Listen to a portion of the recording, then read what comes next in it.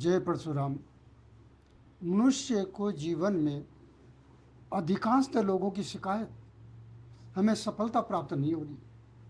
क्या कभी विचार करके देखा सफलता क्यों नहीं मिल रही है? इसके लिए मुख्य कुछ बिंदु हैं जिन पे विचार करके अपने आप को उसके ऊपर में तौलिए। क्या आप समय का सदुपयोग करते हैं? कहीं ऐसा तो नहीं कि आपका समय व्यर्थ की बातों में नष्ट हो रहा है? कहीं आपका समय कुसंगत में व्यर्थ नष्ट हो रहा हो? कहीं आपका समय ज़्यादा से ज़्यादा नींद में व्यर्थ खर्च हो रहा हो? कहीं आपका समय रीलों के चक्कर में व्यर्थ हो रहा हो? कहीं आपका समय इधर उधर भटकने में व्यर्थ खर्च हो रहा हो? कहीं आपका समय गलत व्यवहार के लिए खर्च हो रहा हो? कहीं आपका समय जो है सम्मान नहीं करने से नष्ट हो रहा हो? कहीं आप समय पर कार्य नहीं करते हो इसके लिए नष्ट हो रहा हो? और कहीं समय पर आप अपने समय का सदुपयोग नहीं करते हो इसके लिए समय व्यर्थ नष्ट हो रहा हो?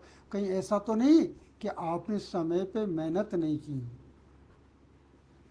देखिए, ये सब बिंदु अलग अलग प्रकार से देखा जाए तो मूल रूप से समय के ऊपर में केंद्रित है।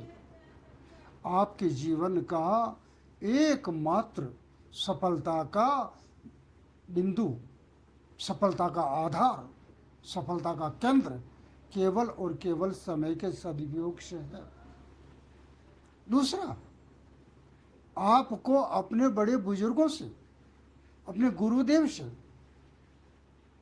मंत्रणा करके, विचार विमर्श करके, उनके आशीर्वाद लेकर के कार्य को प्रारंभ किया कि नहीं किया? कहीं ऐसा न हो कि आप अपने आप ही सर्वेश्वरा बन के कार्य करते हैं तो सफलता में बहुत बड़ी बाधा आएगी।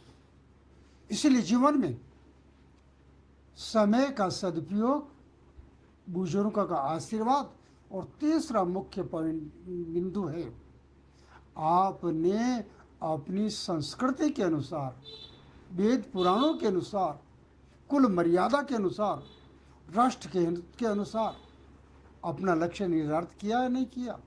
कहीं ऐसा न हो कि आपका लक्ष्य इन सभी के विरुद्ध होने से असफलता को जा रहा हो, असफलता मिल रही हो। इसलिए जरूरी है इन बिंदुओं पर आप पुनः विचार करके अपने आप को सुसंगठित करके, अपने आप को सुव्यवस्थित करके, अपने आप को कर्म योद्धा बना करके अपने लक्ष्य के प्रति समय का सदुपयोग करके आगे बढ़ जाइए। तभी आपको सफलता प्राप्त होगी, निश्चित रूप से प्राप्त होगी, इसमें किसी प्रकार का संदेह नहीं है।